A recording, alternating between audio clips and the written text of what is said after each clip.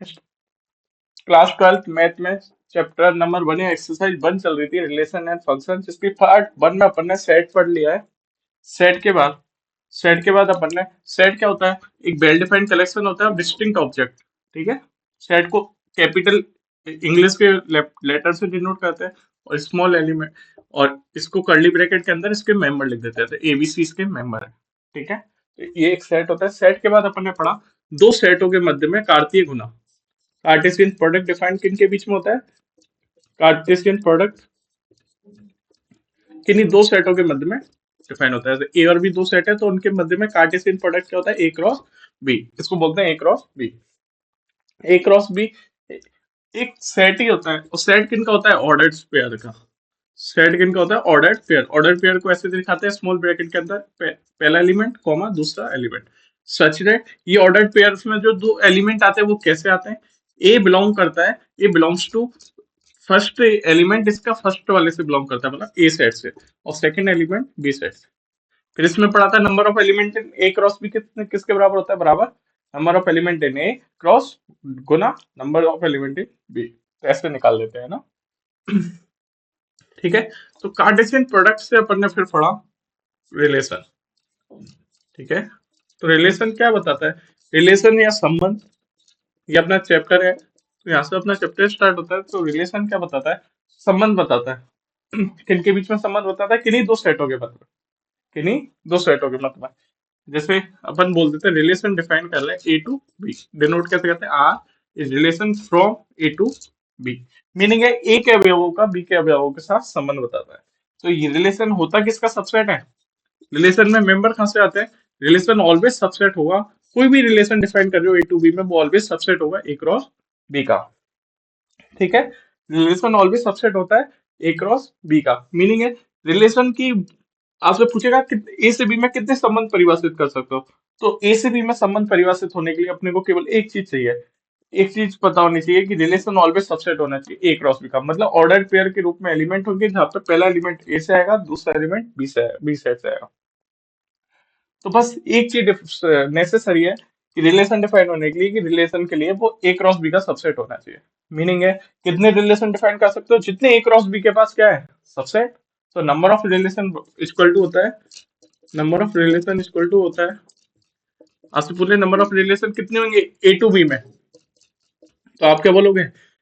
ए से बी में रिलेशन है, तो मन में ऑलवेज रखो कि रिलेशन जो है ऑलवेज क्या होता है? ए क्रॉस बी का सबसेट।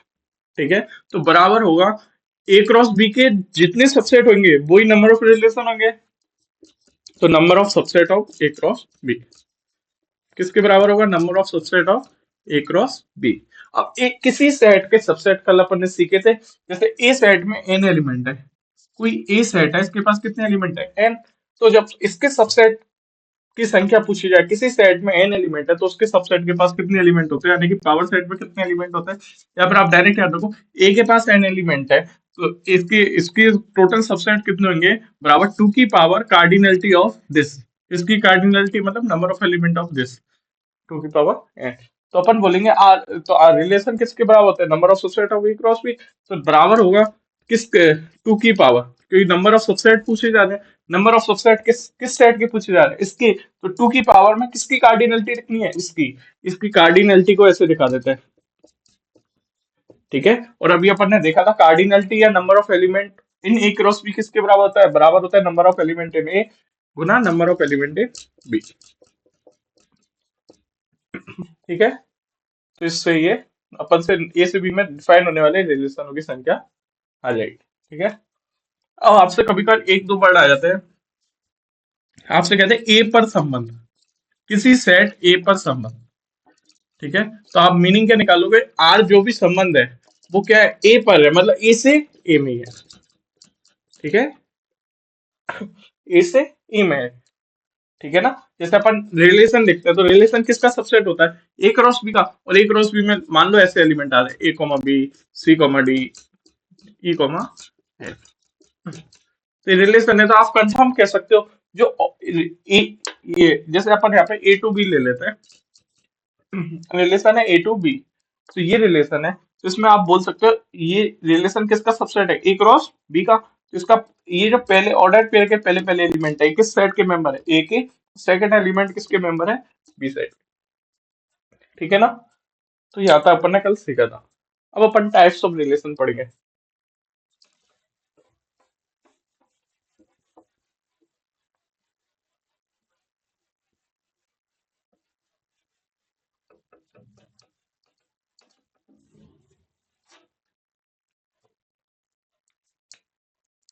आपको पता है किसी सेट का ऑलवेज फाइव ऑलवेज सबसेट होता है ना। दो जैसे कोई भी सेट है उसका दो सबसेट तो ऑलवेज होता है, एक तो फाइव एंड इटसेल्फ मतलब खुद सेट। ठीक है। तो फाइव सबसेट है, मीनिंग है फाइव एक रिलेशन भी होगा। फिर रिलेशन, एक मिनट इसको अच्छी तरह बता दें। ठीक है। तो फाइव एक रिलेशन होता है जिसे बोलते हैं बॉयड रिलेशन या रिक्त संबंध। ठीक है। एक आता है बॉयड रिलेशन। पहले अपन एक चीज डिफाइन, पहले रिलेशन डिफाइन करते हैं।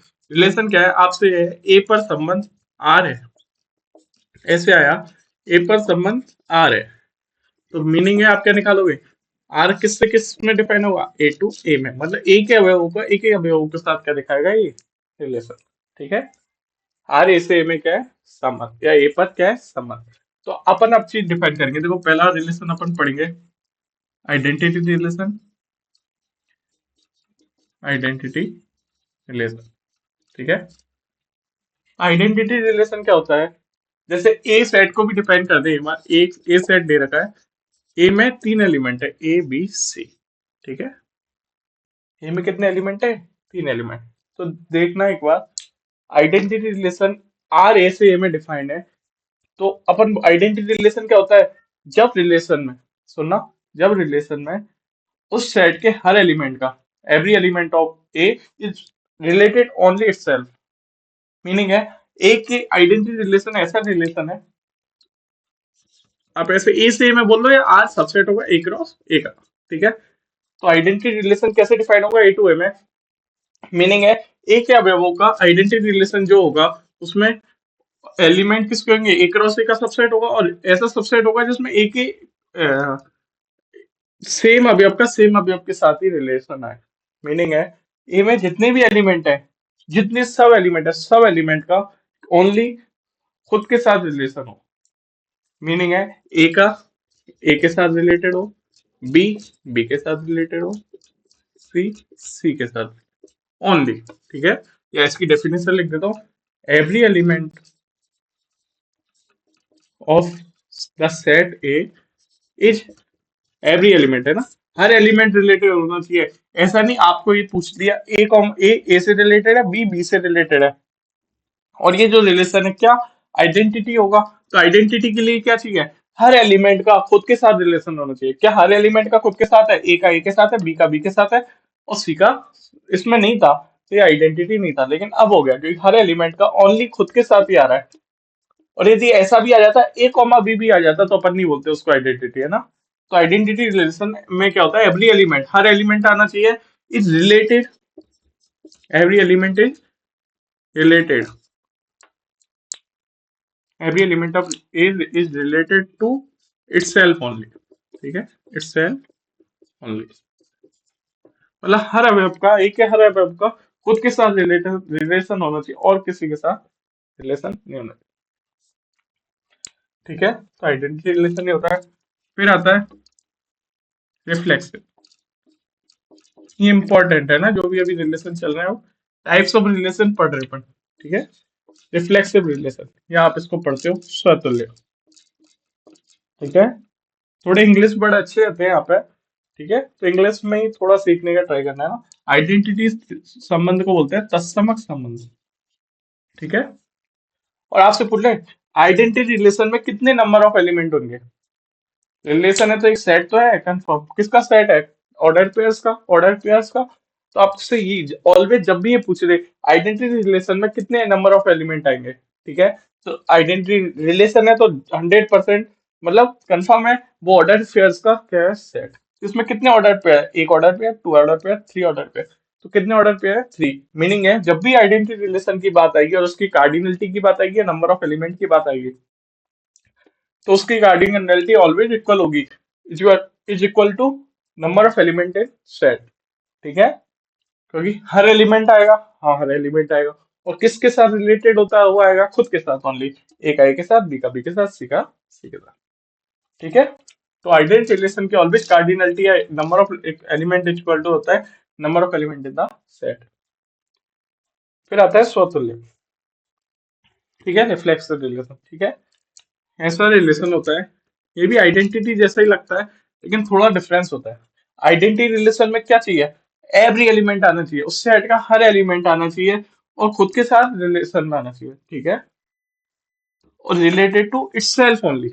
इसमें अंतर इस चीज का होता है, हर एलिमेंट आना चाहिए। आइडेंटिटी रिलेशन में क्या होता है, हर एलिमेंट का रिलेशन होना चाहिए, मतलब हर एलिमेंट आया, देखो आया और खुद के साथ रिलेशन में आया और कोई के साथ नहीं आया। ठीक है, तो आइडेंटिटी रिलेशन में तो ये होता है। लेकिन रिफ्लेक्सिव में क्या है कि इसमें भी एक चीज तो कंफर्म है, एवरी एलिमेंट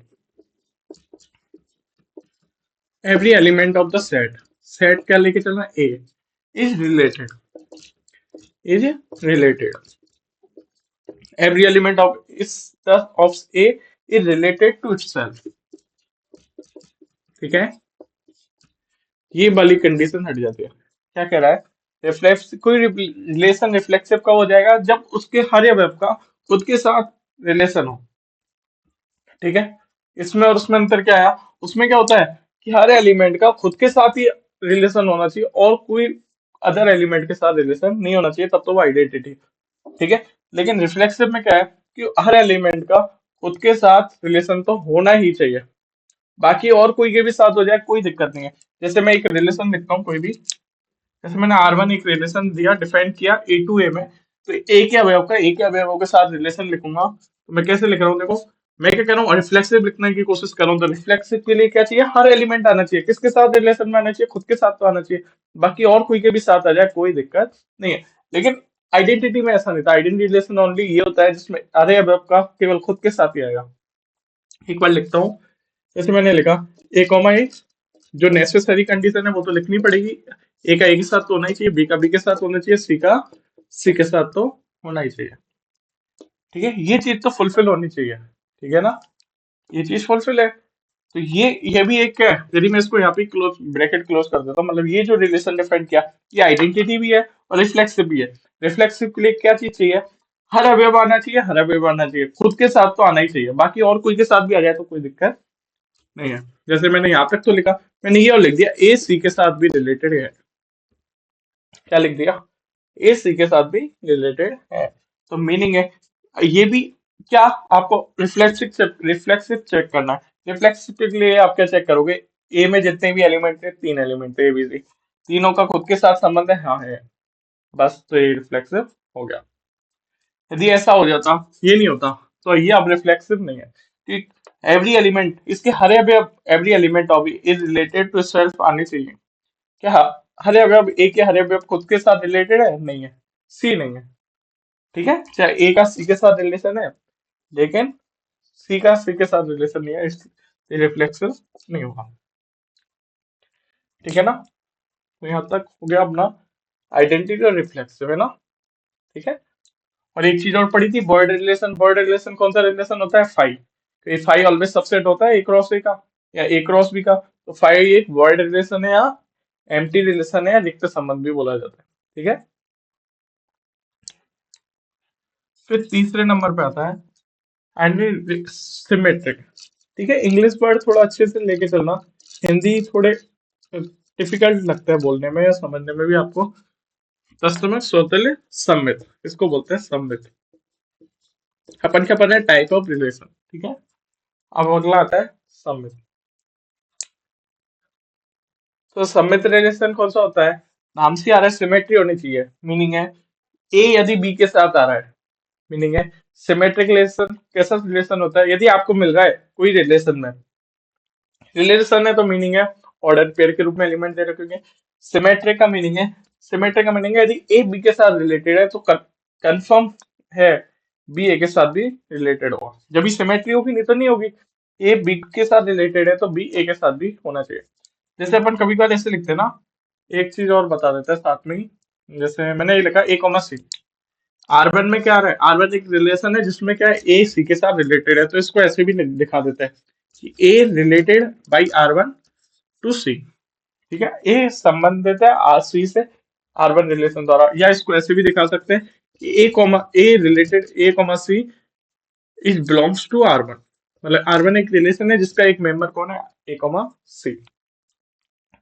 ठीक है ना, ऐसे भी दिखा सकते हैं।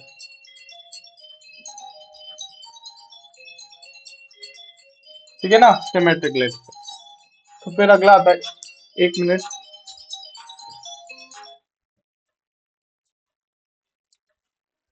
सिमेट्रिक के लिए आपको ध्यान रखना है, सुनना, ऐसा रिलेशन सिमेट्रिक होगा, ये अच्छे, ये इंपॉर्टेंट है ना सारे बोर्ड बोर्ड के एग्जाम के लिए ना। ठीक है, तो अच्छे से समझना, सिमेट्रिक रिलेशन ऐसा रिलेशन होता है, यदि आपको केवल एक चीज चेक करनी है, ये ध्यान से देखना, देखना मैं क्या लिख रहा हूँ, इफ,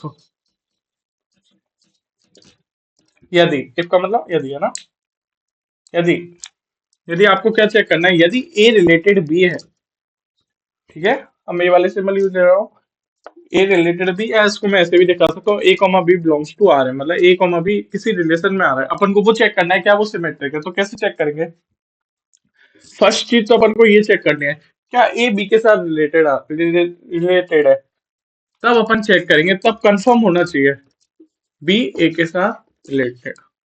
ठीक है, यदि ए रिलेटेड है बी से, तो अपन चेक करेंगे क्या उसी रिलेशन में बी ए के साथ रिलेटेड है, तब तो बोल देंगे कि वो रिलेशन क्या है, सम्मित।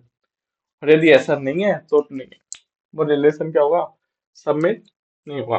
जैसे अपन चेक करें, अभी अपन ने एक ये वाला रिलेशन देखा हुआ है ऊपर, अपन चेक करेंगे ये सम्मित है क्या, तो सम्मिति के लिए क्या चेक करें, आपको ये देखना है ए बी के साथ है तो बी ए के साथ भी होना चाहिए। ठीक है, पहले चेक करो, ए का ए के साथ रिलेशन है तो ए का ए के साथ भी है, उल्टा भी होना चाहिए, मतलब इसी में, हाँ है, ये तो है, मतलब इसमें तो कोई दिक्कत नहीं है, बी का बी के साथ है तो बी का बी के साथ है, ये वो एक ही बात है। आगे चेक करो अलग अलगों को, अपन अपन को मिल गया अलग अलग, ए सी के साथ रिलेशन रिलेशन में, यहाँ पे ए सी के साथ रिलेशन में, तो अपन को चेक करना है इस रिलेशन का मेंबर ऑलवेज होना ही चाहिए सी ए के साथ, सी कॉमा ए भी होना चाहिए, मतलब ए सी के साथ रिलेटेड है, लेकिन क्या सी ए के साथ रिलेटेड है, इस नहीं है, तो मीनिंग है ये रिलेशन सिमेट्रिक भी क्या है, नहीं है। यदि इसमें अपन बोल देते ए सी के साथ रिलेटेड है, तो इसमें एक मेंबर ये भी आ रहा है सी कॉमा ए, इसमें एक और मेंबर कौन आ रहा है, सी कॉमा ए, तो अपन बोल देते हैं ये जो रिलेशन है ए कॉमा ए सी के साथ रिलेटेड है तथा सी ए के साथ रिलेटेड है, तो अपन बोल देंगे कि ये रिलेशन क्या है, सिमेट्रिक। ठीक है, और यदि इस रिलेशन की बात करें, क्या ये सिमेट्रिक है, हाँ सिमेट्रिक है, सिमेट्रिकली ये चाहिए पहले वाला, यदि बाद वाले से रिलेटेड है तो बाद वाला भी पहले वाले से होना चाहिए, तो बी बी के साथ बी बी के साथ, सी सी के साथ सी सी के साथ, तो कोई दिक्कत नहीं है। ठीक है, ठीक है ना, तो ये सिमेट्रिक हो गया। फिर आता है फोर्थ, इसमें ध्यान देना, इफ लिखा है मैंने, इसका मतलब है पहले ये चीज होगी तभी अपन आगे चेक करेंगे ना। ठीक है, फोर्थ, फोर्थ आता है ट्रांजिटिव, ट्रांजिटिव को बोलते हैं संक्रामक, इसे बोलते हैं, सम्मित है ना, लिख ही दिया, संक्रामक।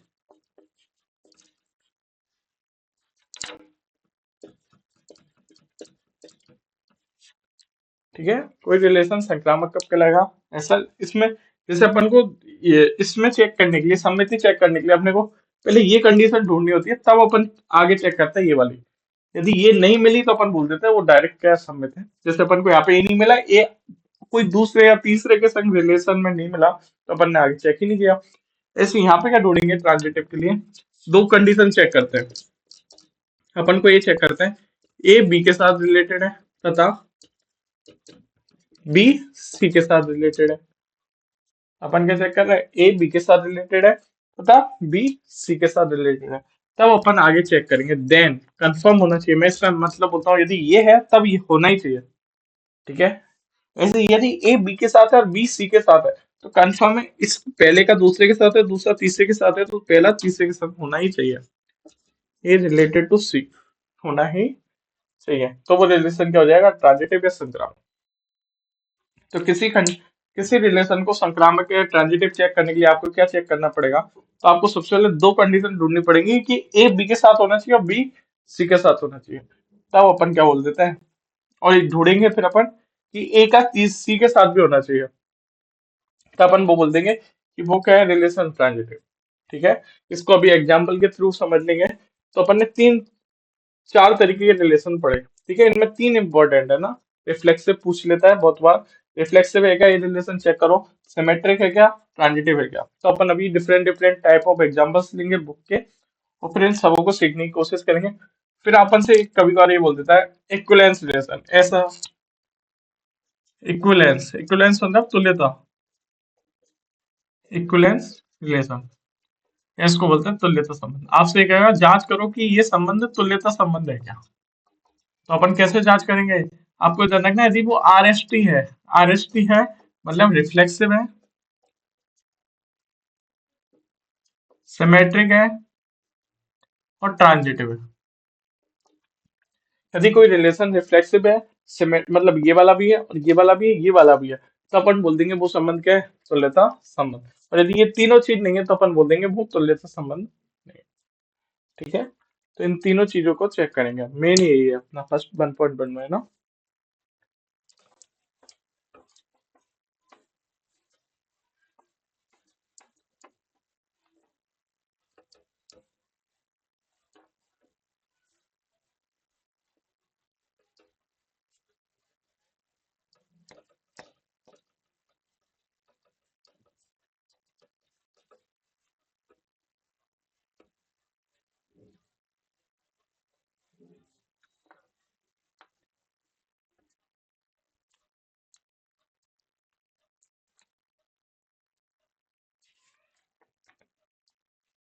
और जो तुच्छ संबंध भी बोलते हैं ना आपसे, तुच्छ संबंध, वो भी सेम यही होता है। दो डेफिनेशन और हैं, इनको भी पढ़ते हैं फिर एक्सरसाइज पे चलते हैं। चलिए यही लिखते संबंध जो भी अभी पढ़ा अपन ने, पहले यही लिखते संबंध। रिक्त संबंध कौन होता है, फाइव। ये फाइव ऑलवेज सबसेट होता है। मैं ए पर संबंध की बात कर रहा हूँ, मतलब आर सबसेट होगा ऑलवेज ए क्रॉस ए का। ठीक है, फाइव ऑलवेज सबसेट होता है। और ऐसा संबंध जिसमें आर बराबर फाइव है, मतलब कोई भी एलिमेंट नहीं है, रिक्त समुच्चय या रिक्त संबंध है, तो वो क्या कहलाता है, रिक्त संबंध या तुच्छ संबंध, वॉइड या ट्रिवियल, है ना। और यदि आपको पता है आर सबसेट या बराबर हो ए क्रॉस ए का, तो यदि आर ए क्रॉस ए के बराबर भी हो सकता है, ऐसा रिलेशन जिसमें ए क्रॉस ए के हर मेंबर आ जाए, ए क्रॉस ए के हर मेंबर आ जाए, आर बराबर आ जाए ए क्रॉस ए के। ठीक है, तो ये ऑलवेज, ये भी तो एक रिलेशन होगा कि सबसेट है ए क्रॉस ए का, तो ये बराबर है, तो अपन बोल देते हैं इसको यूनिवर्सल या सार्वत्रिक संबंध, यूनिवर्सल रिलेशन। ठीक है, तो फिर आगे का है ना नेक्स्ट नेक्स्ट वीडियो में करेंगे ना। तो अपन अभी, अभी तो अपन ने थ्योरी लिया 1.1 की कंप्लीट, 2 वीडियो। ठीक है।